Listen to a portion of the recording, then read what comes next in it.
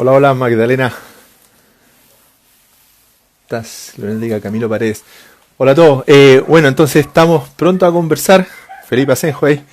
Estamos pronto a conversar a comenzar este nuevo live del grupo de Física y Astronomía de la Universidad Adolfo Ibáñez. Y bueno, hoy día tenemos un invitado especial. Tenemos a Rodrigo Carrasco. Él es... Ahí se está conectando Rodrigo, lo voy a... Camilo Paredes dice, hola, hola Camilo. Esperemos que entre Rodrigo. Ahí está nuestro invitado estrella. Hola, ¿Cómo estás, Rodrigo? muy bien, ¿tú? Bien, bien, súper bien. Oye, bueno, entonces para los que ya están comenzando a, a ingresar al chat, nuevamente entonces les doy la bienvenida a todos. Bienvenidos de nuevo a un nuevo martes de física y astronomía. Eh, y hoy en día Paula Montero, no, la Paula ahí se subió. No, y Hoy día Paula, y la Ah, Magdalena. La Paula Montebruno y la Magdalena Marín. sí, sí, soy Raimundo. Bueno, entonces como les contaba, hoy día tenemos a un invitado estrella, tenemos a Rodrigo Carrasco. Con Rodrigo nos conocemos hace harto tiempo, éramos compañeros en la universidad, fue mi ayudante de electromagnetismo, el mejor ayudante que tuve, así que No, eh, eso no puede ser. este va a ser un extremadamente Qué exitoso historia. conversación.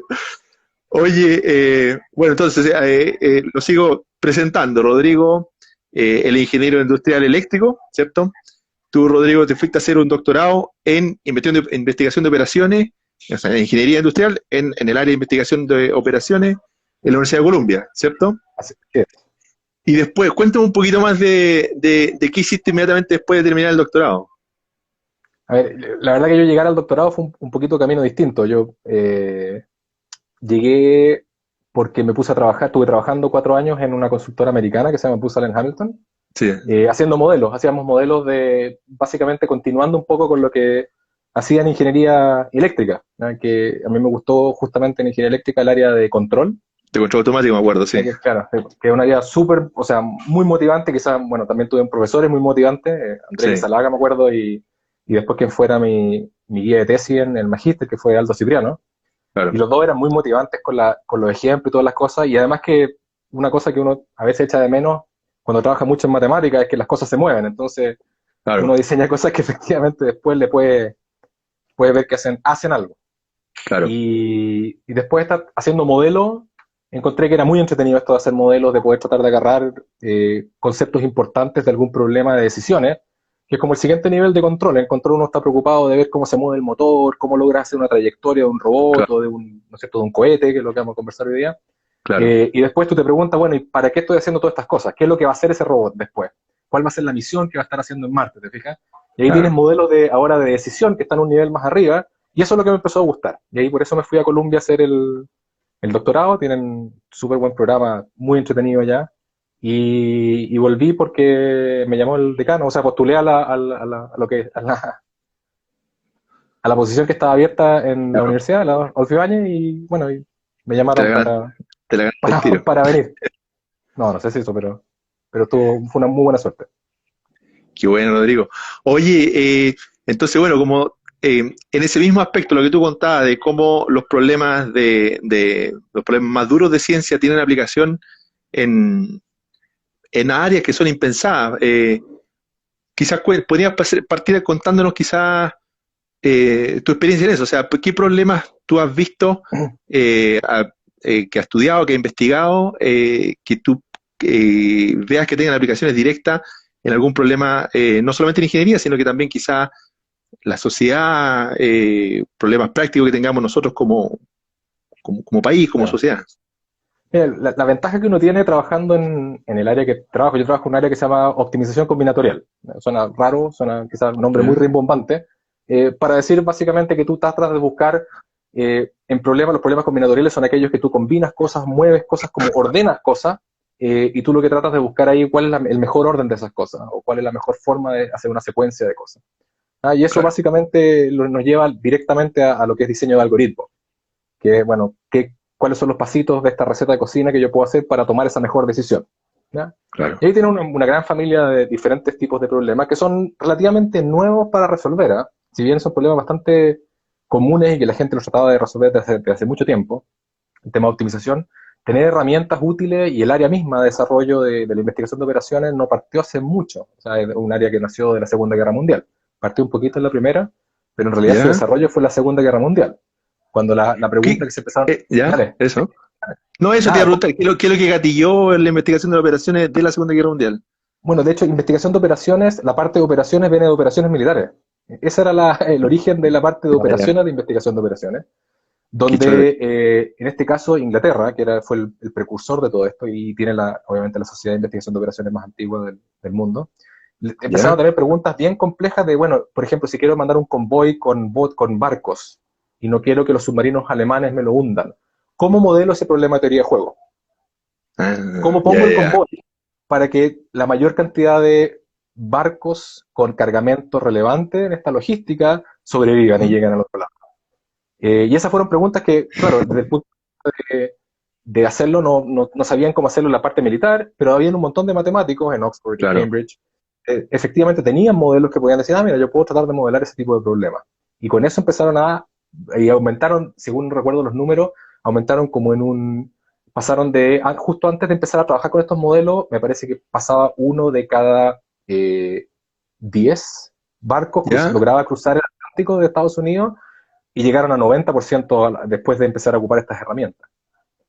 Entonces, efectivamente, tuvo un efecto Qué choro. gigante. Claro. Y ahí, Tremendo. obviamente, estuve haciendo me acuerdo por hacer una charla que tuve que hacer, empecé a buscar un poco la historia, que es bien fascinante la historia de cómo empezaron a conectar todas estas cosas, ¿Ya? porque agarraron mucho el tema en Estados Unidos también, en particular en la Universidad de Columbia, empezaron a ¿Ya? trabajar mucho con el ejército en ese tiempo, Donde tú hiciste el doctorado, para los que recién se están sumando hace poco. y ahí habían justamente matemáticos que estaban viendo cómo modelar algunos problemas de decisión. Por ejemplo, hay un típico ejemplo que muestran en estadística, como ¿cómo se llama? Survival bias, cuando tienes este sesgo de sobreviviente que tratan de mostrar en estadística, ¿no es cierto? Cuando uno toma ¿Ya? muestras, de repente tiene que preocuparse de dónde vienen esas muestras. Uno de los ejemplos más antiguos vino de un área de investigación de operaciones que era el tema de los aviones. Entonces la ¿Ya? gente llamaron a un matemático, olvido el nombre en este momento, un matemático húngaro que estaba en Colombia, ¿No que era Erdos? ¿Paul Erdos? ¿No? no, No, no, ya, ya. no, pues después, él es después. Pero Ah, ok. llamaron a este matemático húngaro y lo llevaron a ver cómo aterrizaban los aviones que cruzaban, ¿no es cierto? Y dónde tenían los agujeros, y tenían todas las muestras, habían sacado un montón de muestras para saber dónde habían estado los agujeros de los aviones, porque básicamente lo que ellos andaban buscando es, bueno, ¿dónde le ponemos mayor protección a estos aviones? Y que sea la menos posible, porque mientras más protección le pongo, más acorazaje le pongo a este avión, lo Más que va a pesado ocurrir se es hace. que y tengo menos autonomía de vuelo. Por otro Claro, lado, claro. bueno, la gente muere, ¿te fijas? Y Sí, la gente empezó a tomar todos los puntos y lo que iban a tomar, en ese momento lo que iban a hacer la gente que estaba trabajando en este problema era justamente donde había más puntitos marcados, era poner ahí la parte más acorazada. Y lo que le dijo él es, no, pues, espérense, el problema que tienen ustedes es un típico problema de sesgo en los Mm, datos, porque claro, todos los que claro, ustedes están viendo son solamente los aviones que llegaron. Los claro, aviones que no llegaron, ustedes no los tienen en su muestra. claro, ¿Ah? Entonces, claro, los aviones que no llegaron, quiere decir que justamente los puntos donde no hay hoyos en estos datos que ustedes tienen es claro, probablemente los puntos que son fatales. Porque ahí le claro, llega, no sé, porque tú miras el dibujo que tenían en esa época y obviamente en la cabina no había ningún dato. Claro, porque en el claro, momento que le llega el balazo o un golpe al piloto, el ah, piloto básicamente claro, fallece y no vuelve nunca más ese avión. claro. Empezaron a trabajar en el área de investigación de operaciones y el siguiente gran salto que hicieron fue en el diseño de colocación de radares en el sur de Inglaterra, justamente para proteger de la flota aérea alemana y definir, bueno, en qué puntos ponemos, cuál es la forma óptima de colocar los radares, de tal forma de ¿Ya? poner la menor cantidad posible, pero que me genere la mayor cobertura para poder identificar con el mayor tiempo posible cualquier ataque que fuera de las fuerzas alemanas, porque ellos estimaban que del orden de 30 minutos, si no lo detectaban con más de 30 minutos, básicamente no tenían ninguna chance de poder hacer ningún tipo de defensa o algo por el estilo para poder detener ese ataque. Así que ahí estuvieron Y, trabajando matemáticos en alocación óptima de recursos, básicamente. Algo que trabaja, por ejemplo, Vladimir Marianov hoy día en la sí, Católica. claro, yo me acuerdo también, el profesor Vera también trabajaba en eso, ¿no? Jorge Vera también tiene algunos temas así. Sí, me acuerdo, Entonces me tú te acuerdo. fijas, ahí tienes modelos que están que son básicamente un modelo que está súper metido en una cosa que nada que ver, que es tema de guerra, y después esos mismos modelos hoy día se pueden ocupar, por ejemplo, donde claro, pongo hospitales claro, en un lugar para tratar de minimizar el tiempo de viaje, por ejemplo, claro, de los pacientes, o donde pongo estaciones de bomberos, para claro, que sea el mínimo tiempo para poder llegar desde cualquier emergencia que pueda ocurrir. Y ahí es donde el ochoro de esta área que justamente puedes claro, empezar a hacer estas conexiones. claro. ¿Ya? Y un área donde nos hemos metido últimamente 5 años, es justamente el área de astronomía, que ha sido una suerte, una invitación Dale, claro. muy entretenida, un desafío muy entretenido de la gente de ALMA en particular fue, que estaban con preguntas también de, oye, sabes que tenemos una gran cantidad de datos de la parte operacional de cómo funciona el telescopio, podemos tomar decisiones usando esos datos. ¿Cómo lo hacemos? ¿Te fijas? Y ese fue Perfecto. un desafío súper choro, porque ¿Y ellos tienen la cuál, ventaja de tener... Ah, en dale. y discúlpame, en particular, cuáles eran como esos desafíos que los astrónomos le impusieron a ustedes, a los ingenieros? Bueno, ALMA tiene una cosa bien interesante que es, está hecho de múltiples antenas, ¿no es cierto? Son 66 antenas que están esparcidas, están en un ¿Tanto lugar súper recóndito, te fijas, están en el valle de Chajnator, están a 5.200 metros sobre el nivel del mar, con lo cual hay poco oxígeno, o sea, la gente que sube tiene que hacerlo con oxígeno suplementario, por ejemplo, para evitar todo tipo claro, de... O sea, si tienes que se hacer apu- cualquier tipo de desarrollo intelectual estando por allá arriba, no es mucho, no que uno mejore mucho más cuando baja, pero por lo menos arriba te hace más difícil el tema. con menos Y oxígeno, entonces claro, es un lugar súper complejo y tienes toda esta cantidad de antenas. ¿Ya? Y la claro. pregunta que uno hace, bueno, ¿cómo funcionaban los telescopios antes, por ejemplo, para la parte operativa? Y la gran gracia es que, bueno, siempre han ido a la vanguardia la gente en astronomía de tener sistemas automatizados, con mucho tipo de medición, y ALMA obviamente no, es no está exento de eso, tienen un montón de puntos de monitoreo, son del orden de 130.000 puntos de monitoreo que tienen en todo su sistema, están Ya, ya, ya. generando del orden de 50 gigas todos los días, solamente de datos operacionales, corrientes, voltaje, temperaturas, ángulos, eh, Perf- con lo cual si tú dices, ¿sabes qué? Me gustaría saber, no sé, cómo está funcionando tal pieza, como son ya, 66 antenas, todas replicadas, básicamente si tú quieres ver una corriente, automáticamente es un gráfico de 66 corrientes. claro. Entonces se te vuelve muy rápidamente, se te vuelve algo Ah, completamente imposible de analizar al equipo manejar. ingeniero. Claro, claro, A diferencia de otros telescopios, los siguientes te fijas son con muchas menos antenas o tienes un solo telescopio, con lo cual ves solamente la temperatura de un sensor o ves un solo motor, te fijas, o quizás un par de corrientes. No es mucho más, puedes tener un típico dashboard así como tipo el metro así, que tiene las claro, principales variables, ¿ya? Y ves eso. claro, Lo mismo que les pasa un poco a las centrales de generación. Básicamente están viendo dos o tres corrientes, dos o tres voltajes, la frecuencia, te fijas, y con claro, eso ya saben que su planta está funcionando correctamente o no. ¿Ya? claro. Aquí no puedes. Oye, Son claro. 23.000 puntos que te están saliendo datos todo el rato y la pregunta es, bueno, ¿cómo sabemos si esto está funcionando bien o no? Oye, y una cosa, y ese problema en particular, ¿tú lo encuentras similar si tú lo conectaras con otro problema que tú has visto que no tenga, en un área completamente distinta, pero la matemática es similar? ¿Aquí podría ser más o menos parecido? Bueno, lo choro de eso es que justamente varios, o sea, lo que estuvimos trabajando con ellos, en particular ¿Ya? con José Luis Ortiz, que es un ingeniero de la Católica, que tú estás trabajando con ellos en el área, el área eléctrica, era ¿Ya? identificar algunos patrones de falla. Entonces tú decías, ¿sabes qué? Mira, yo puedo ¿Ya? ocupar herramientas que son de detección de patrones, ahora está de moda Machine Learning, así que todos le ponemos polvo de Machine Learning. ¿Ah? Claro, Entonces, tú puedes ocupar, pero esto fue ya hace 5 años atrás. Y entonces empezamos a desarrollar algoritmos con José Luis que pudieran estar peinando esos datos, no que yo sepa mucho de peinarse, pero que pudieran estar revisando, mejor digamos, esos datos de esos 50 gigas y identificar algunos de estos patrones. Y con eso, la verdad que nos funcionó súper bien, ¿ah? Porque de hecho una de las fallas que estábamos tratando de identificar, lo ¿ya? terminamos identificando en orden de 12, 15 meses antes que hubiera el problema.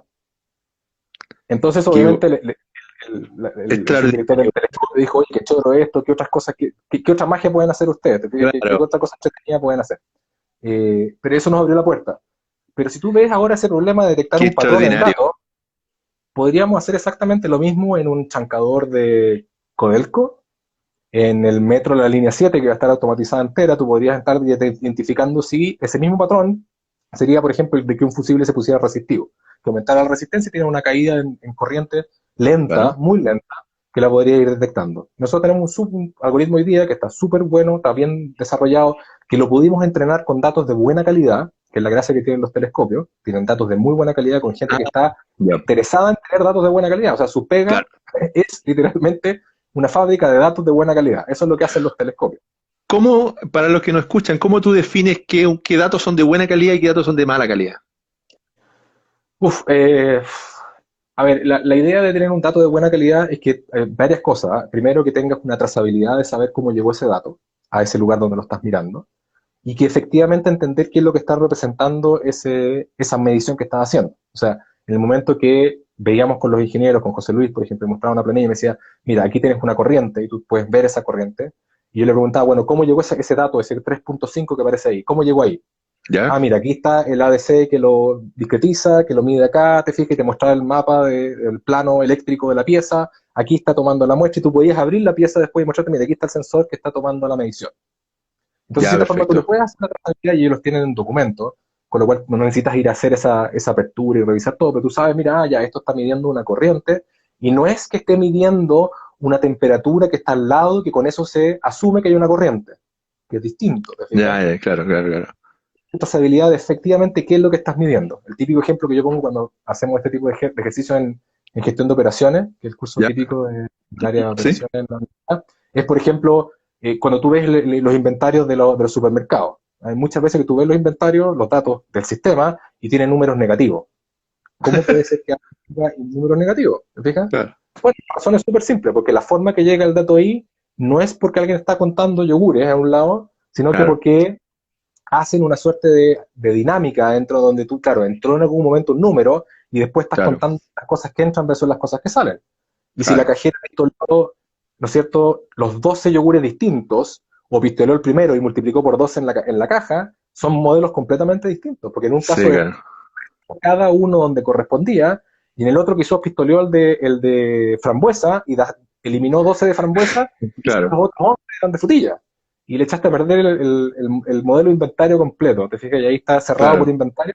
Ahí está lo que pasa después, porque tiene estas diferencias gigantes. Entonces, esa trazabilidad es súper importante para poder tomar buenas decisiones.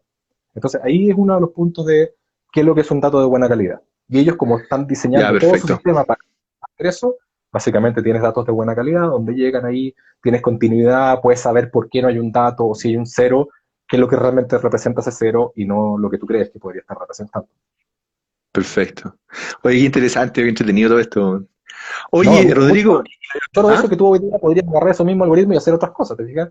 Ir a un Codelco, como te decía, o ir a un metro y Claro, efectivamente que ellos estén ocupando esto para hacer sus cosas mucho más eficientemente. Y ellos te van a decir, bueno, yo no tengo datos hoy día. Tú le puedes decir, sabes que no me importa, porque yo lo tengo entrenado en algo que ya tiene muchos datos y que efectivamente podemos ver si esos tipos de patrones los podemos aplicar directamente acá. Entonces tuviste la suerte de tener una suerte de sandbox, ¿no? Una caja de arena donde pudiste jugar y entrenar y mostrar que esta cosa es un dojo de entrenamiento de datos. Te fijas, claro. tuviste este lugar donde pudiste entrenar a tu algoritmo y ahora lo puedes llevar a otro lugar que no tiene esa cantidad de datos o no tiene esa calidad de datos y puedes empezar a ayudarlos a primero a tener la calidad de datos y segundo a tomar decisiones. Oye, una pregunta que eh,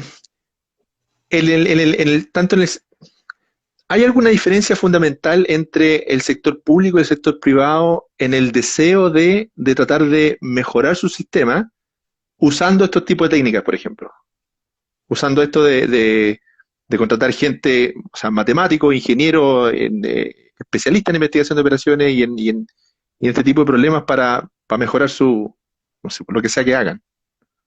Mira, no tengo mucha experiencia lamentablemente con el sector público, sí con el sector privado, y en el sector privado efectivamente ha ido creciendo cada vez más la necesidad de tener eh, ingenieros que sepan de modelos, de tomar datos, de poder tomar decisiones con esos datos, no solamente de recolectarlos, que no sea simplemente ahora así como logística, ¿no es cierto? Que el costo, hay un costo que hay que tener, sino que ahora Claro, este tema de sí, datos no es un costo que hay que tener, es una herramienta que te permite tener un valor agregado que antes no tenía, ya de poder entender un cliente, de poder entender cómo servirlo mejor.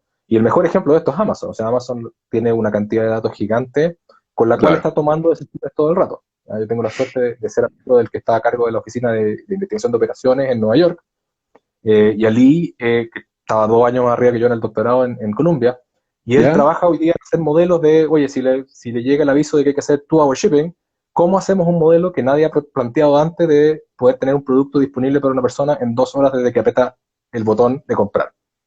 Claro, ¿Cómo claro. decidimos en qué va a tenerlo? ¿Qué productos puede hacer esta cosa? ¿Te fijas? Todo ese tipo de decisiones tú lo puedes hacer con modelos de decisión, modelos de matemática. Oye, y ahora que estamos justo en este tema, voy a aprovechar de contestar una pregunta de Magdalena. Ella dice, ¿cuál es el mayor desafío en la implementación y ejecución de los modelos? Siempre con preguntas complicadas, la Magdalena. Que trabajamos juntos en un proyecto ayudando a forestales, que fue un trabajo súper lindo que hicieron ellos de ahí podemos conversar de eso, un modelo también de decisión después de los incendios del 2017. Claro, Mira, una de las dificultades más grandes es el uso, porque uno está feliz haciendo modelos en su oficina, te fijas, o acá en la oficina no tengo la suerte de tenerla, donde claro, puedes sentarte y vayas tu papel y el papel aguanta todo, te fijas.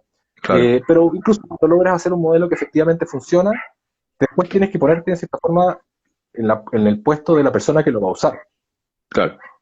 Y esa parte yo creo que es súper difícil y uno nos entrena mucho a ver cómo se puede hacer eso. Con el profesor Eduardo Moreno, por ejemplo, ¿Ya? diseñamos todos los algoritmos que ocupo hoy día en app para hacer todos los ruteos de camiones en Tierra del Fuego. Entonces, y Ya, justamente esos modelos, de nuevo, son modelos de toma de decisión, tuvimos que hacer un montón de cosas porque era bien particular ese problema. Eh, y lo choro que tenía eso era que le ahorrábamos un montón de tiempo a la persona que estaba haciendo este jugar Tetris hoy día, ¿no es cierto?, de mover camiones para identificar cómo era la forma más barata de hacerlo. Y lo hacíamos rápido, lo hacíamos de 4 o 5 segundos, le podíamos entregar una solución, que se demoraba 3 horas esa persona, y además lo hacíamos un porcentaje no menor mejor desde el punto de vista de costo. Pero obviamente la persona, oye, esto implica que me van a echar, entonces, porque yo no, ¿cómo voy a, ya, te fijas, sí, imagínate, claro, 3, 4 horas de mi hora del día desaparecen, quiere decir que yo no sirvo. Y tú dices, bueno, pero ¿cuáles son las cosas de valor agregado que tú haces? Ah, mira, yo claro, me preocupo de estas cosas de seguridad y cosas. Bueno, ¿por qué estamos perdiendo el tiempo jugando con Tetris en vez de estar ayudando a ese tipo de cosas?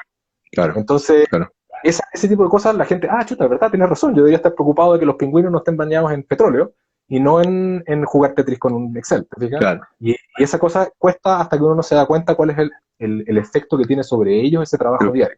Claro, claro, claro, claro. Nosotros Oye, estuvimos trabajando por ujú, ejemplo, y con Javiera Barrera en el sí, hospital, en el Instituto de Neurocirugía, también haciendo modelos de optimización combinatorial para asignar pacientes a pabellones y a médicos, ¿te fijas? Y de ah, nuevo, tú ves ahí, todos los jueves habían médicos gastando 3, 4 horas de su tiempo, personas que literalmente pueden salvar una vida, yo no puedo salvar una vida aunque quiera, ¿te fijas? Pero ellos literalmente salvan vidas haciendo operaciones en el cerebro y están ocupando su tiempo en ordenar pacientes, ¿te fijas? Y tú claro, podrías darle una solución inicial que puedan ocupar y reducir esas 3 horas de trabajo en quizás 30 minutos, que ellos lo validen, se den cuenta, quizás hay un paciente más importante que no está en el sistema, te fijas que hacer un pequeño cambio, pero si tienes esa interfaz, esa parte de hacer esa claro. interfaz y entender la problemática de ese médico, qué es lo que le importa a ese médico, es súper importante y es difícil hasta que uno no se O sienta sea, a trabajar con ellos. eso es maravilloso. O sea, si tan solo la sociedad como un todo entendiera lo importante que son los desarrollos en científicos en todo aspecto y cómo ayudan directamente a, a la sociedad, incluso o sea, lo que tú dijiste, lo que acabas de decir ahora, sería un mundo distinto, ¿no? Porque eh, generalmente da la Es impresión que de que los científicos son valorados, pero no son tan valorados como debieran. lo que pasa es que yo creo que hay dos elementos importantes. Una es que en general invertir en ciencia es invertir en algo de muy largo plazo. Claro, de Y largo hoy día aliento, claro. como sociedad no estamos muy acostumbrados a hacer cosas de largo plazo. Estamos Claro, con elecciones cada 4 años, estamos sí, con el pago de arriendo de las de este mes, te fijas, estamos con sí, preocupaciones súper de hoy, por lo claro. cual darse a pensar en un problema de largo plazo no está dentro de la métrica de nadie. Si no sacaste Sí, el paper en un año, te fijas, a tu fondo es el que se daña. Entonces, claro, todo ese tipo de cosas hace que obviamente tú tienes que pensar en el corto plazo. claro, sí. Y la Es ciencia muchas veces te puedes meter en problemas que son de pensar, de cosas a largo aliento son, y que no van a tener rédito, te fijas, por un tiempo. claro. El mismo ministro de Ciencia que tuvimos acá en una de estos live hace un par de semanas atrás, dijo una frase que yo lo encontré maravillosa, porque dijo que, bueno, con el Ministerio de Ciencia, el público, la sociedad espera que nosotros resolvamos un problema ahora o tratemos de encontrar una solución rápida de emergencia al COVID y cómo manejarlo, pero ahora ya. Y siendo que los científicos están acostumbrados a trabajar justamente de escala de tiempo muy distintas, sino que son todas cosas de largo aliento y a largo plazo, porque requieren un tiempo de maduración del problema, de la solución y después de la aplicación. Entonces, Y la validación, o sea, entre medio, sí, claro, la gente se ríe o se queja de que, oye, que se demoran tanto en este peer review y todo este proceso, pero ese proceso es el que finalmente permite la validez de que tú lo que estás diseñando, otras personas se sentaron a pensar si efectivamente lo que tú dijiste en ese documento hace sentido o estás hablando tontera. ¿Te fijas? claro, Y eso ayuda a que otra persona después pueda leerlo y decir, ah, ya, yo me lo leo y efectivamente siento que lo que estoy haciendo con este documento es poder construir sobre él y no es arena suelta. Te claro, fijas que si lo escribo y de repente alguien me dice, oye, no, pero está malo ese resultado. Y se destruye un montón de cosas, ¿te fijas? claro, sí, Ese contexto, y la gente no lo entiende, y hemos hecho una mala pega y autocrítica de nosotros los mismos científicos, sí, de sí, explicar cómo funciona ese proceso, por qué es importante ese proceso, y por qué no es comparable una nota en la tercera con una nota en Nature. ¿Te fijas? exacto, No porque necesariamente Nature sea mucho más relevante, sino que porque el trabajo que hay detrás de poder identificar que todo lo que está escrito ahí es adecuado y siguió un proceso adecuado para que los claro, resultados sean los adecuados, lo hizo Nature, y en la tercera, o no sé, pongamos otro nombre, el nombre de cualquier día, te fijas, muchas veces están preocupados del clic, que llegue el avisador, te fijas, y quizás van a poner un título, ha pasado un montón de veces, ¿no es cierto? Títulos medio rimbombantes a una noticia científica, y después los claro, científicos tienen que salir a decir, no, pero es que yo no dije eso, claro, sí, el meteorito saca no sé cuántos miles de kilómetros, que es más lejos de lo que está la luna. ¿Te fijas? Y claro, es sí, como, pero, sí, pero pega mucho más, ¿no es cierto?, el titular de meteorito va a pasar a 4 millones de kilómetros, y es como, también, 4 millones, claro, te fijas por Júpiter, y no, claro. nada. Oye, Rodrigo, déjame quizá irnos hacia otra dirección que también es súper sexy, que es, por ejemplo, uno lo podría decir de esta manera, ¿por qué gastar plata? O sea, ¿por qué como sociedad debería la sociedad gastar plata para resolver problemas que son imposibles, prácticamente imposibles? Entonces, las cosas que se me vienen inmediatamente, lo que conversamos un par de días atrás, SpaceX, por ejemplo, ¿por qué intentar aterrizar de vuelta un rocket que no se pierda como lo hacía la NASA, sino que vuelva a la Tierra y caiga y se estacione verticalmente? O, por ejemplo, lo que tú también me contabas, de que el Event Horizon Telescope, era un problema prácticamente imposible fotografiar un agujero negro. Sin embargo, se hizo. Entonces, cuéntame tú, hablé un poquito de eso. Es difícil, o sea, la pregunta es justamente, no tenemos idea a dónde va a llegar eso. Entonces tú dices, sabes que estoy invirtiendo en algo, la pregunta es, el futuro, sin invertir en eso, me parece que es tremendamente complejo porque no vas a tener ningún desarrollo, Claro, no vas a estar claro. preparado para hacer cosas. ¿Ya? Entonces, en ese sentido, eh, la pregunta al revés, es decir, bueno, ¿qué pasa si no invertimos en ciencia? Básicamente no estamos invirtiendo en hacer crecer el valor agregado que tú puedes tener como sociedad. Esa es la ¿Ya? Yo mejor creo manera de que preguntarlo. yo diría que ese es el susto de no invertir en eso, ¿qué tan atrasado te deja? ¿Ya? Claro, Pero dicho ahora, para el otro lado, ¿qué pasa con la gente que lo invierte? ¿O qué otro beneficio tiene? Y de nuevo, el problema es que son beneficios que son de muy largo plazo, ¿te fijas? claro. No necesariamente vas a saber. Uno puede soñar y uno puede imaginarse cosas que podrían salir de esas cosas, de esos desarrollos, pero hoy día no los tenemos claros. Pero hay un montón de cosas que podrían salir. El ejemplo que ponías tú de los cohetes, yo me acuerdo cuando yo estudié control, te decían que aterrizar un cohete vertical, tú lo veías por las ecuaciones, es tremendamente difícil. Te fijas, necesitarías una cosa que estaba tomando muestra en una frecuencia muy alta, que en ese momento no existía, no es que sea tan viejo tampoco, pero básicamente la electrónica digital ha aumentado sus capacidades muy rápido. No es que yo sea un anciano que está haciendo control automático con tubos, ¿te fijas? Pero Somos bebé de pecho somos todavía. jóvenes. ¿Cierto? Los 40 son los nuevos 20, no sé cómo es la cosa. Los 15, los 15. No, pero no, 15 no quiero. Eh, Perdón. pero te fijas, ese tipo tú veías ese tipo de cosas y tú necesitabas un control que fuera tremendamente rápido en reaccionar, que tuvieras datos de muy buena calidad muy rápido, en forma robusta, y eso se Claro. veía como algo completamente imposible de lograr.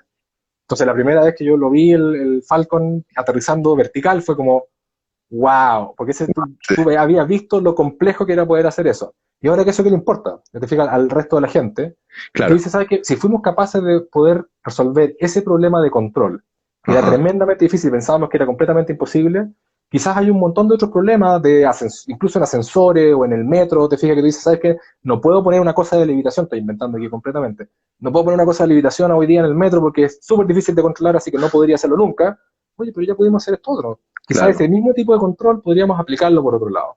¿Ya? Lo que está haciendo los claro. colegas aquí, Andrés Jordán, con todo el equipo del MAS, con el proyecto de ALERCE, por ejemplo, esto de detectar las supernovas con el VRO, el Vera Rubin Observatory. Tú Claro, tienes el ya. tema que con ellos están haciendo algoritmos hoy día que están tratando de identificar y clasificar todas estas alertas que les van a aparecer en el cielo. Esto el BRO básicamente está escaneando el cielo, no me sé los datos, que no me rete André, ojalá.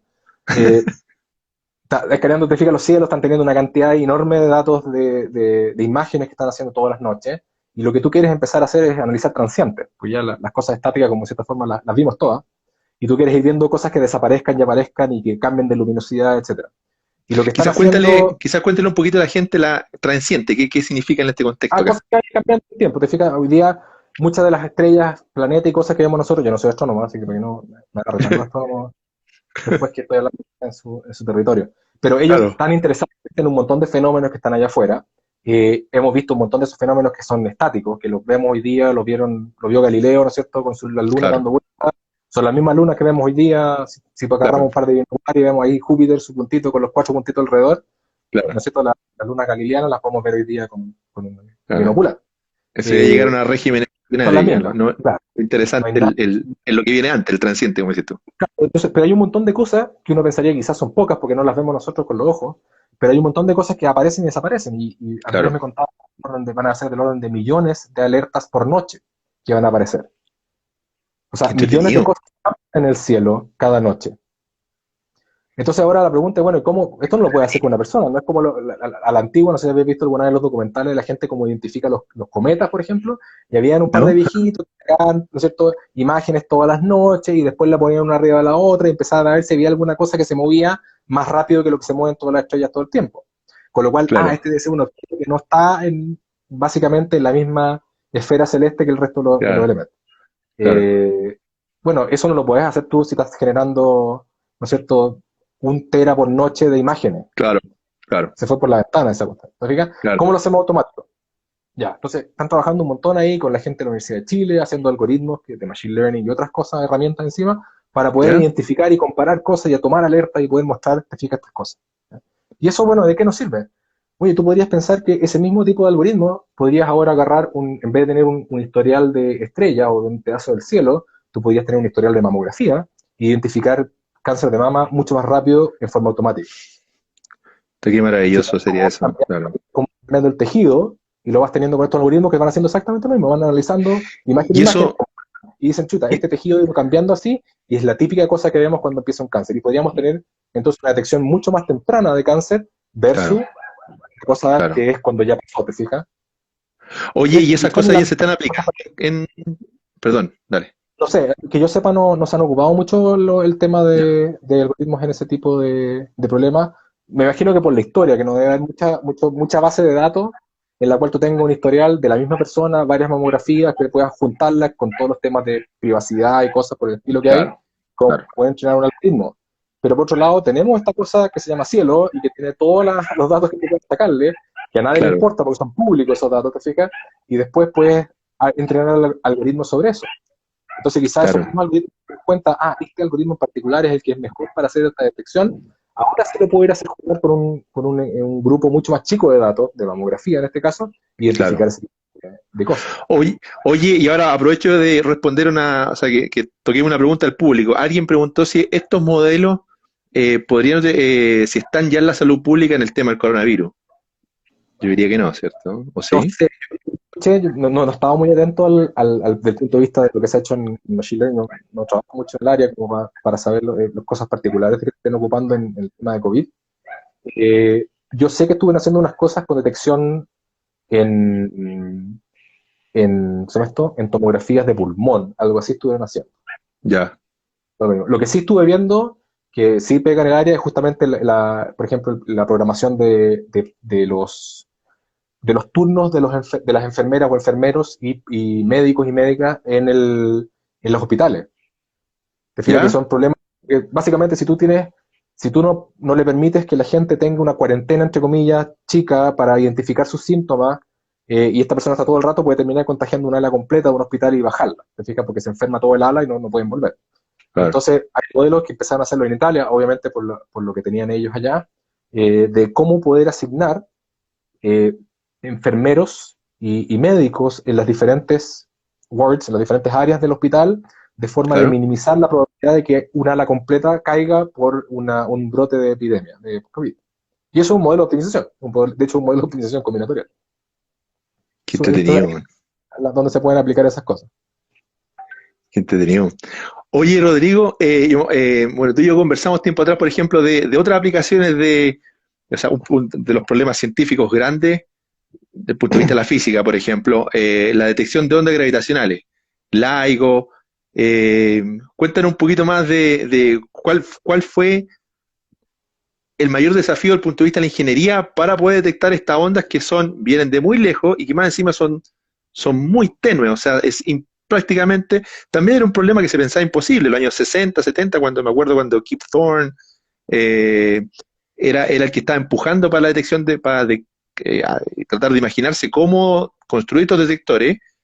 La gente no lo pescó mucho porque dijeron, mira, las ondas gravitacionales van a ser existen probablemente, pero son tan tenues que es un problema imposible desde el punto de vista práctico. Pero por supuesto que los años le dieron la razón y aquí están, o sea, ya están detectadas Y el premio y, Nobel. y un premio Nobel más encima, claro, aparte. No, mira, yo no soy experto en ese tema, solamente vi algunos de los desafíos que tenía desde ingeniería cuando empezaron a explicar el problema y básicamente lo que tienen ellos es que tienen estas barras que tienen puestas que son de kilómetros de largo y quieren Claro, poder medir algo del orden de una onda, ¿no es cierto? Una onda de un láser rojo, básicamente, de deformación en claro, ese largo de kilómetros. claro, Estornudo al lado y ya cambió te echó a perder toda la medición. Entonces, básicamente, ese claro, tipo de desafíos que nos ponen ustedes en física, a que uno pueda desarrollar ese tipo de cosas, es súper interesante. Muy, muy, muy choro. claro, Nosotros lo que estamos haciendo con la gente de Alma, por ejemplo, también es poder, cómo podemos ordenar las observaciones científicas del telescopio para maximizar la generación de valor científico del instrumento. Ni siquiera sabemos cómo medir hoy día qué es lo que genera mayor valor científico. Entonces, claro. Sí, entonces partiendo por el desafío, ¿cómo le pones una métrica a eso? Y después, ¿cómo los puedes ordenar? Dado que tienes estos temas de variabilidad de la atmósfera, más en algunos momentos del año que en otros. Hay algunas cosas que son de claro, más alta frecuencia que otras, por lo cual se ven mucho más afectadas a ese tipo de cambios que otras. Y así vas teniendo complejidades súper grandes, pero que se pueden conectar rápidamente con otros problemas. ¿Ya? En el caso del que te decía yo ahí de poder ordenar observaciones astronómicas con este cielo variable que te cambia en el tiempo y te da, que es tu recurso finalmente, tú después lo piensas por otro lado y si pudiera tener un algoritmo que resuelve eso, yo quizás podría ir a muchos restaurantes, aunque suene loco, ¿ya? y hacérselo. ¿Y por qué ellos van a estar interesados? Porque básicamente ellos Claro, tienen que generar sí, platos de comida todos los días con un recurso claro, variable, que le llegue o no le llegue el pollo, que le llegue o no le llegue un tomate que están buscando, ¿te fijas? Ese mismo algoritmo que te permite ordenar qué cosas fabricar o qué cosas observar en un telescopio con este cielo variable, podrías, si logras poder entrenarlo y hacerlo bien y poder identificar correctamente cuáles son las variables de decisión, tú podrías ir a una empresa que fabrica platos preparados y ofrecerle mismo tipo de claro, algoritmo y tú sabes que funciona. ¿Eh? claro, Ellos probablemente no van a tener la cantidad de datos de cuántas veces falla la persona que le trae el pollo o cosas por el estilo, claro, pero tú puedes teniendo algunos rangos, podrías empezar a desarrollar algún tipo de herramienta que le ayude a poder decidir mucho mejor qué platos preparar. claro, claro. Da la Así que el impresión, sueño da la impre- sería algoritmos de alma, los ocupa, ¿no es cierto?, la señora Juanita recogiendo cereza en el Maule. Eso sería como el titular sí, bacán, lo podría salir claro, en... qué choro sería eso. Oye, da la impresión que, por ejemplo, McDonald's me imagino que tiene esas cosas súper bien afinaditas, ¿o no? Porque Me eso, imagino, la verdad que no desconozco cómo funciona la línea de pero, producción. pero eso era Esto un poco. es lo más lejos posible mío. Oye, Rodrigo, ¿por qué crees tú que la ciencia es, eh, en su aspecto más profundo, una disciplina o sea, una actividad que es multidisciplinaria, que involucra a toda la sociedad? O sea, tú nombraste un montón de ejemplos hasta ahora, como las cosas de los problemas de optimización de alma se pueden aplicar para probablemente un restaurante y cosas así. Pero hay como una sensación de que la ciencia permea todo el ámbito social, toda actividad del ser humano. Eh, ¿Cuál es tu apreciación al respecto? Chuta, la pregunta es que esa, nos podemos ir a una muy filosófica, te fijas, en la cual Sí, tú puedes sí, decir que somos la única especie que se está preguntando estas cosas de ciencia. claro, Así que si no es central de nosotros, no hay ninguna otra especie en el planeta cuya pregunta esa sea central. Así que si nos vamos por la filosófica, es claro, parte de lo sí, que estamos haciendo desde hace miles de años para poder entender dónde estamos parados y tratando de tener respuesta de todo lo que nos ocurre alrededor, de por qué. ¿Ya? claro. Eh, ahora, Desde el punto de vista más práctico, quizás. desde el punto de vista práctico, es que es difícil poder ponerle yo entiendo que hay mucha gente que le gusta tener esto, bueno, ¿de qué sirve? ¿Te fijas esa pregunta? Claro, sí, Y me da la sensación de que muchas veces alguna pregunta en particular en ciencia quizás no sirve de nada hoy día, ¿te fijas? claro, sí, Pero ¿de qué sí, sirve pensar en eso? Nos sirve estar preparados para poder entender mejor lo que pasa, cómo pasa, lo que puede pasar y cómo claro, reaccionar a lo que pase.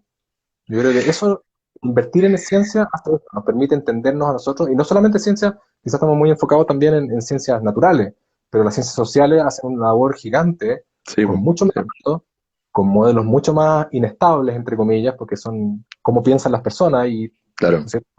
Esto de ser racional es lo menos racional que hay. Eh, claro, y justamente ese tipo de cosas, bueno, ¿cómo lo modela? ¿Cómo claro. haces que, te fijas, yo veo a mi señora que trabaja en terapia ocupacional, las investigaciones en el área, y tiene un montón de preguntas que yo la miro y como, yo no tengo idea cómo medir eso, te fijas, a mí que me dejen con mis números, yo no tengo Claro, idea cómo atacar ese parte, y yo sé cómo ella la puede hacer ahí, rehabilita a la gente y todo, qué pero buena. eh, Oye, me estaba acordando de una entrevista que justamente esto, ¿por qué hacer ciencia? O sea, ¿por qué tratar de resolver problemas? ¿Por qué hacerse preguntas que quizás no nos van a servir inmediatamente? Me estaba acordando de una entrevista de Carl Sagan, por allá por el año 78, está en YouTube los videos, y bueno, estaba hablando de invertir, en ese tiempo parece que recién se estaba metiendo fondos para buscar civilización extraterrestre, para buscar, tratar de abrir la SETI, oreja y parece que era SETI, ¿cierto? En sí, esos años. ¿Por qué hacerlo? Entonces el entrevistador le preguntaba, mira, yo entiendo, pero por ejemplo, podríamos, ya, el planeta más cercano que quizás podría tener alguna chance de tener vida, quizás está a 20, 30, 40 años luz. Entonces mandar una señal para decirle, hola, estamos acá, se demora 40 años para allá, y para escuchar una respuesta son 40 años de vuelta, entonces pasan 80, 100 años, eh, ¿y por qué hacerlo? O sea, si vamos, probablemente vamos a estar todos, no vamos a estar acá cuando recién escuchemos la respuesta de ellos. Entonces Carl Sagan le dice, es una muy buena pregunta, pero tiene un montón de respuestas posibles. Por ejemplo, Sócrates, nosotros no le hablamos a Sócrates, Sócrates no habla a nosotros.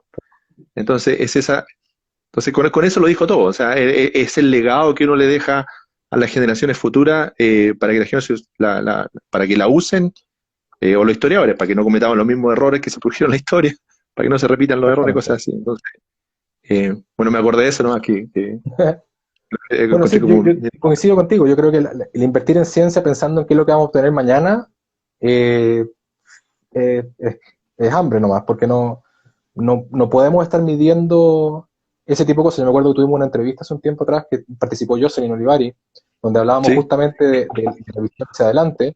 Y si tú vas, no sé, pues a países como Japón, en Japón los proyectos de investigación duran 10 años, porque entienden de que hay varios, el fondo no, sí no, de 10 no, años ya. los proyectos grandes como los milenios, cosas de ese estilo, te Ah, fijas, ya, proyectos ya.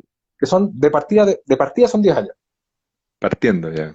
¿Te fijas? ¿Por qué? Porque entienden de que primero tienes que armar un grupo, te fijas que esto va agarrando vuelo, y no puede ser que cuando cumplan 4 o 5 años de estar trabajando, Saca la plata. eh, listo, se acabó la plata, ahora tenemos que ir a ponernos a llenar formularios de nuevo para poder juntar otros 4 años más de funcionamiento.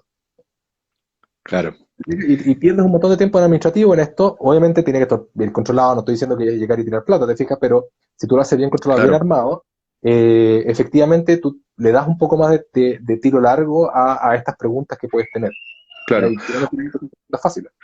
Oye, justo en esto hay una pregunta, la última pregunta del público hasta ahora fue, preguntan si hay países ejemplares en la gestión de los datos. Yo creo que hay varios, ¿ah? Me da la sensación de que, o sea, que gestión de datos depende cuál dato, porque, ¿no es cierto?, tú tienes diferentes instituciones que hacen diferentes cosas. En Chile el INE hasta hace mucho tiempo atrás tenía muy buenas bases de datos de varias cosas. En Chile tenemos la suerte, o mala suerte, como quieras verlo, de tener un root, que es esta cosa que une Mm, tu vida en todos lados, que cosa que no sí. existe en muchos otros países, con lo cual hay ciertas No, bases pues, de datos de ciertas cosas que son útiles. Pero hay otros claro. países que también tienen muy buenas bases de datos de diferentes cosas particulares. Me acuerdo, en Estados Unidos tienen varios temas asociados a parques nacionales, toda la parte de georreferencia, o sea, el United States Geography, no me acuerdo cómo se llama, la institución que maneja toda la imagen satelital y cosas. Tú te puedes Ya, meter ya, ahí, están clasificadas, ordenadas, te fijas y puedes hacer estudios directamente sobre los datos de ellos, de satelitales. Lo mismo Australia. Australia tiene armado un data cube, que estamos viendo si ya, podemos copiarlo acá en Chile también, que ellos tienen, básicamente, tú te metes ahí y puedes hacer estudios históricos sobre un pedazo de tierra. Tú te paras arriba del data cube y dices, sabes que yo quiero aplicar este algoritmo sobre las imágenes, quiero ver cómo cambia, por ejemplo, el rebote del infrarrojo para ver cómo ha ido cayendo la vegetación, y te muestra un gráfico de todos los datos claro. del Landsat o algún tema satelital que te permite mostrar justamente cómo ha cambiado la vegetación en ese cuadradito que tú pusiste. Desde el punto de vista de la agricultura, imagino que eso debe ser crucial. O sea, Potentísimo, porque había una competencia, me acuerdo, hace como un mes atrás, que la sacó Europa con su sistema, ESA, el European Space Agency, que lo que ¿ya? hizo fue poner a disposición de toda la gente todos los datos de Landsat, de los satélites, y con eso que la gente trata de inventar qué se puede hacer con esos datos. Estaba a disposición de toda la gente para que pudiera hacer análisis y quizá con eso identificar, por ejemplo, qué predios con alta capacidad de irrigación estén disponibles y no estén siendo cosechados Claro, hoy día para poder generar más alimentos. Una vez que el COVID empiece a bajar, necesitas tener más comida y producir más. claro, claro. Puedes contestar esas preguntas. Oye, Rodrigo, ahora déjame volver un poquito atrás a lo que estábamos conversando al principio y lo que tú ya habíamos conversado en privado antes, sobre este mega proyecto que fue el Event Horizon Telescope, que logró fotografiar un agujero negro por primera vez, en donde Muy, ahí fue muy choro ver esa imagen. sí, pues cuéntanos un poco. Tú me acuerdo que me contabas que una de las cosas más choras era convertir al planeta Tierra en un tremendo telescopio del porte del planeta, por supuesto, con un par de píxeles nomás. Mira, a mí me gusta por el lado de ese. Yo la verdad que no, los detalles de lo que se vio y todas esas cosas se los dejo a los No, no, astrónomos no, que claro, son estamos secos en el hablando tema. de la parte ingenieril. Pero claro, la parte de ingeniería que chora tiene esto es que básicamente para poder ver una cosa, lo que entiendo yo, para poder ver una cosa de ese tamaño, lo que necesitaban era como ver, como ser capaces de leer, yo me acuerdo de haber hecho el cálculo, es como leer el caption de una foto en el diario en Arica, pero que tú estés parado en Magallanes. Esa es un Claro, poco lo que necesitas tener de resolución para poder hacer eso. claro. Entonces, claro, necesitas un telescopio tremendamente grande, tan grande que tiene que ser el tamaño del planeta. Entonces no tenemos la Claro, capacidad de armar una antena de ese tamaño. claro, me acuerdo haber leído por ahí también que otra analogía era tratar de leer el diario de alguien parado en la luna, algo así. Claro, debe ser un número más o menos parecido. Me acuerdo haber hecho el cálculo de los tamaños y ¿Ya? efectivamente te daba con alguien en Arica sin la Ya. curvatura, porque soy tierraplanista. Pero asumiendo, sacándole la curvatura al planeta, Claro, era como que alguien pudiera leer desde Punta Arena el diario, el caption de una foto en el diario de una en forma Arica. que entretenido, Y ya. necesita un telescopio tremendo, una antena muy, muy grande. Entonces la forma, que es un poco lo que está haciendo ALMA, es, sabes que yo no tengo eso. No puedo construir una antena que sea del tamaño que tenga el radio del planeta Tierra, pero quizás Claro, si la tuviera y le puedo hacer un montón de hoyos, podría dejar esos hoyitos y dejar como esos son los únicos píxeles que funcionan, y quizás claro. soy capaz de resolverlo, quizás soy capaz de poder identificarlo, ¿ya? Y de hecho esta idea es de mucho antes, ¿eh? Hay una ¿Ya? Candes, que es un matemático, Terence Tao también estaba metido en este tema, El ellos estuvieron australiano. trabajando en cómo ser capaces o sea, de tener muy pocas muestras y poder recuperar la señal igual de nuevo. O sea, todos vivimos en nuestras clases de información o del eco, de poder identificar Claro. cómo tienes esta frecuencia máxima de muestreo, mínima de muestreo, y después de eso se te empieza a echar a perder lo que estás sacando. Tienes este aliasing, ¿no es cierto?, a los lados que te echa a perder la señal. Así que no puedes tener nada menos que dos 2F máximo, que es dos veces la frecuencia máxima de tu señal, no puedes mostrar a menos que eso, ¿no es cierto? Eso es lo que claro. nos dijeron nosotros en control. Sí. Fabio Garralda nos dijo esto en análisis de señales. ¿Ya? Claro, recuerdo a Vladimir Marianov en telecomunicaciones También también. Vladimir, cariñoso él siempre. Claro, ellos te decían eso, ¿no es cierto? Y lo que dijeron es que, Claro, bueno, espérate, en general, claro, las señales no son cualquier señal, o sea, una imagen, una foto, no es cualquier señal. No es el ruido blanco que tú, bueno, chuta, ahí se me cayó el carnet, el ruido blanco de la tele, que ahora ya no existe, ahora es una pantalla azul o verde o negro, ¿no? Pero el ruido blanco de la radio, si alguien tiene radio, ese ruido que te fijas que no tiene ningún patrón, si tú sacas una muestra de eso, claro, el siguiente muestra puede ser cualquier cosa, no tienes idea de qué es lo que puede haber. claro, Pero si yo pongo una foto y hago un par de trazos y medio quizás unos circulitos aquí, tú sabes perfectamente que ya es una cara, que hay arriba claro, debe haber o pelo, ¿no es cierto? O que te fijas y hay un par de árboles, y tú haces un par de trazos, y eso pasa mucho con el arte moderno. Tú ves un par de trazos y ya puedes ver un poco lo que te está mostrando esa persona. Entonces quizás estas qué señales que chora, vienen de fondo no son cualquier cosa. Así que claro, quizás no necesito sacarle toda la información para poder claro, reconstruir. Y lo que hicieron ellos fue justamente analizar, bueno, cuál es la frecuencia mínima que puedes estar haciendo estas cosas. Y se dieron cuenta que si tú pasabas por esta frecuencia más abajo, este 2F máximo, lo que pasa es que, claro, se te produce este overlap de frecuencia en el espacio de frecuencia, se te produce este overlap, pero que es súper constante, tiene mucha estructura, y la señal que tú querías reconstruir es súper estructurada. Así que quizás tú puedes resolver un problema de optimización que te dice cuál es la imagen más factible o la señal más factible que tú tienes de esa señal que está llena de ruido y sobrelapado uno de arriba del otro. Y efectivamente lo que mostró Candé, citado, y no me acuerdo el otro que es, qué pena no acordarme en este momento, el tercero, eran tres personas, era demostrar que matemáticamente tú podías reconstruir parte de estas señales y ocupando una norma en particular que se llama norma cero, que no es una norma, pero una forma de medir cuántos datos ¿ya? hay en un vector. Minimizando eso, tú podrías reconstruir esta señal. Y efectivamente lo puede. Y ellos empezaron a mostrar que se llama una técnica que se llama compressed sensing.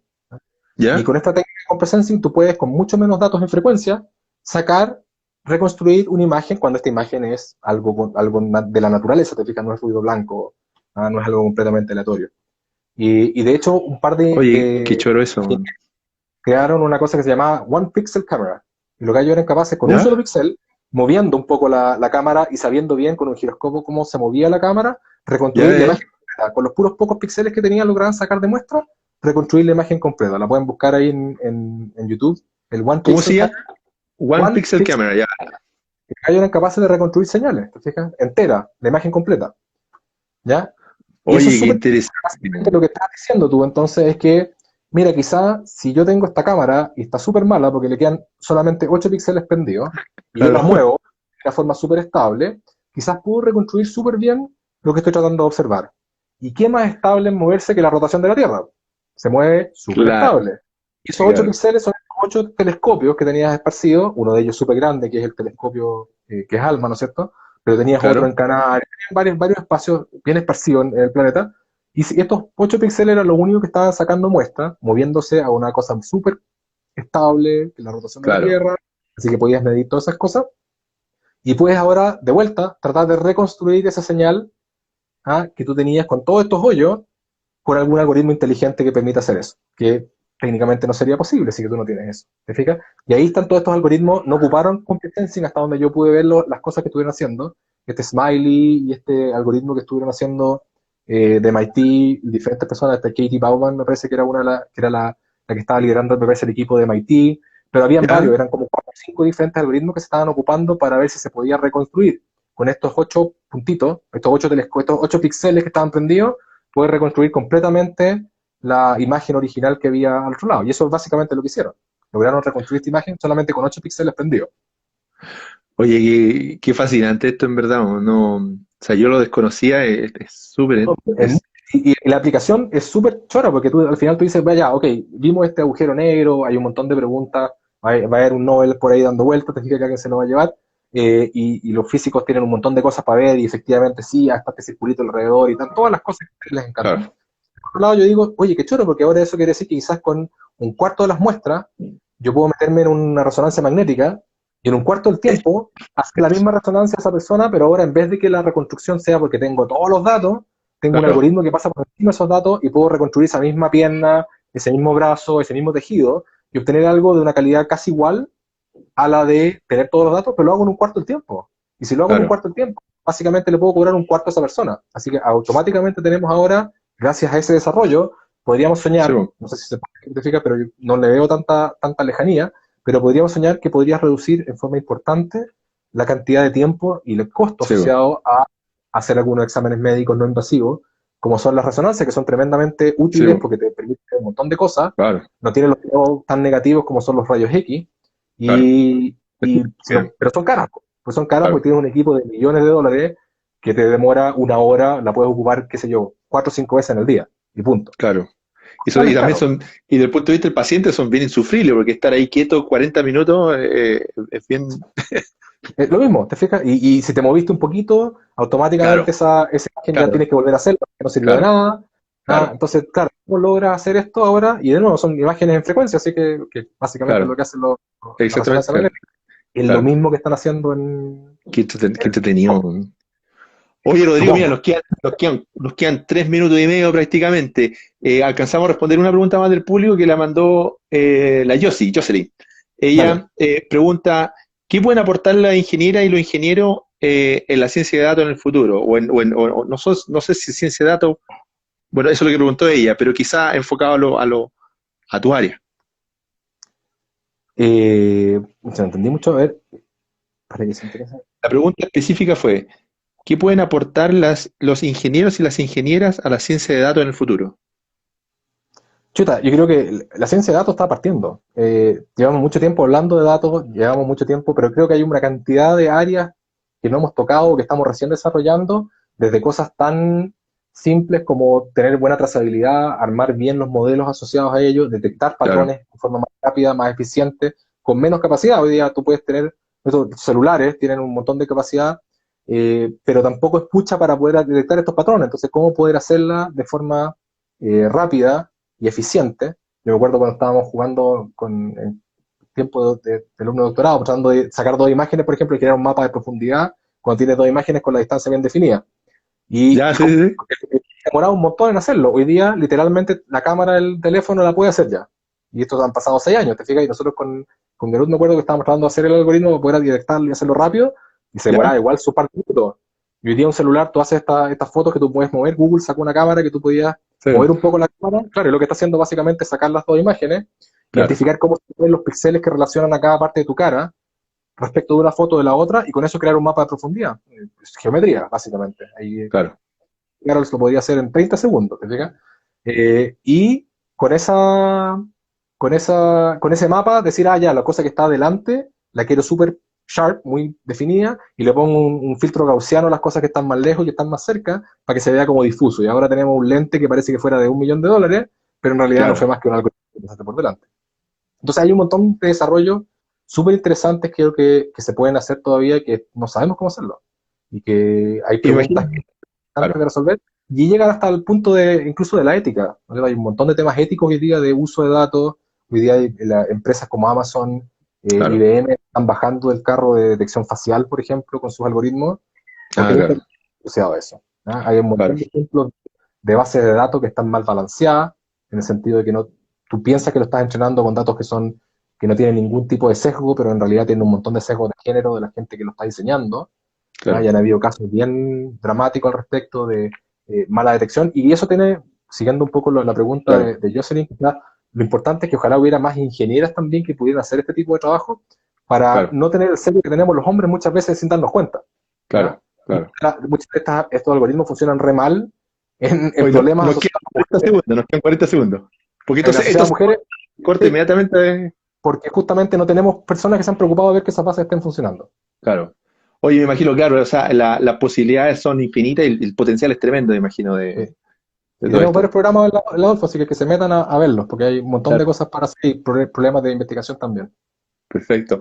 Bueno, Rodrigo, nos quedan 20 segundos. Te quería dar las gracias de nuevo. Un abrazo grande para ti, cuídate mucho y de nuevo, 1 millón de gracias. Yo creo que todo el mundo lo pasó súper bien. Yo me entretuve un montón y es fascinante todo esto. Así que gracias de Muchas nuevo. gracias por presentación yo lo pasé chancho. Así que estén muy bien. Gracias. Gracias, Rodrigo. Cuídate, que estés bien. Chao, chao, chao a Chao. todos. Nos vemos. Nos vemos.